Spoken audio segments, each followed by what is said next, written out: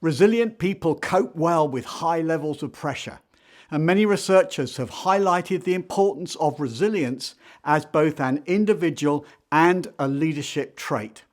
But in this current workplace, resilience is more important than it's ever been. All the evidence suggests that how we respond to adversity is a strong predictor of our success potential. Nelson Mandela said, "The greatest glory in living lies not in never falling, but in rising every time we fall." So how do you build resilience? Here are 3 tips. You can use them and then you can pass them on to your team. Number 1, hugely important, welcome the pressure.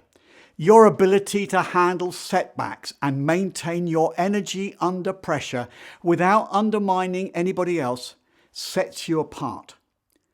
Sooner or later, something you are responsible for is going to go wrong. You'll miss a target. You'll lose out in some way. Somebody may have a go at you. A calm and pressure-free progression to the top is a fantasy. Problems and progress go together. You can't have one without the other. So true. Pressure is part of any leadership role. So how do you handle it?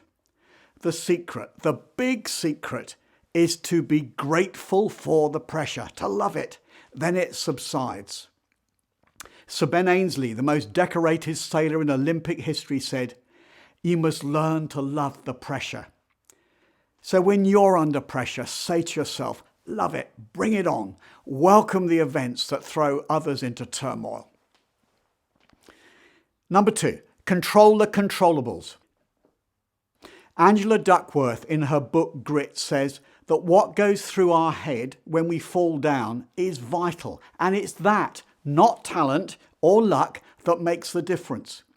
What counts is not what happens to us, but how we take it. How do we describe it to ourselves?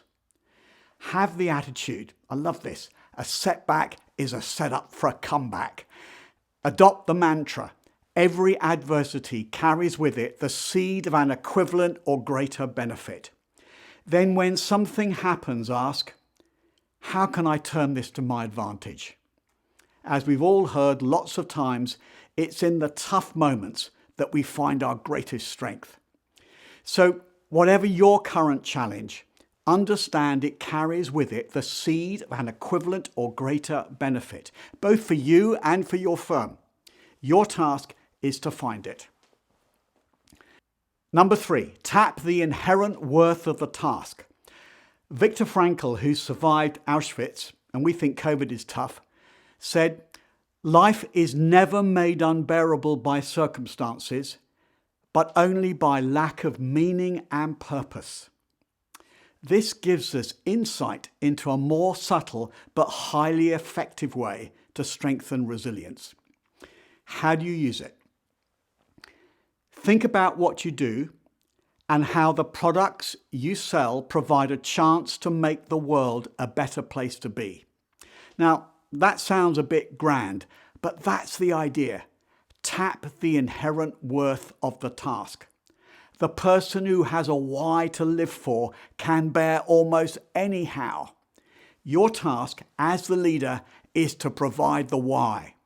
Give people a reason beyond themselves as to how what you do benefits the world around them. You'll be amazed how it builds resolve.